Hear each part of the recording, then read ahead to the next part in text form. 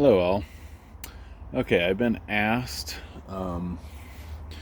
how by several people how I do the flagpole, make it secure. So I just get this uh, PVC here,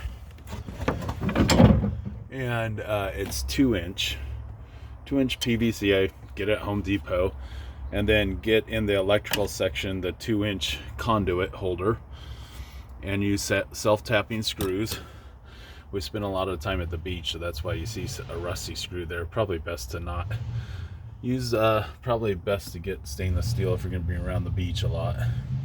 Anyhow, you cut it to size, self-tap it into there. This is double walled back here, so it won't hurt it. And you just cut it to fit and screw it in there. I've got one on each side, and then one at the back, because I believe that I'm proud to be an American, and I'm proud to fly a flag. So then what I do is I just take a broom handle from, once again, it's commercial, so it's fairly good size. And then I drill a little hole and put one of these rings at the bottom of it so the flag won't fly out.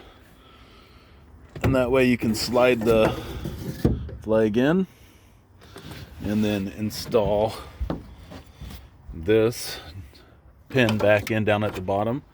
Buy a good quality flag, and I've got several of them. I got a POW, prisoners of war too, because I believe our military really needs support, especially times like right now, and America. And if you get a good enough quality flag, I fly it down the freeways doing 75, and it does just fine.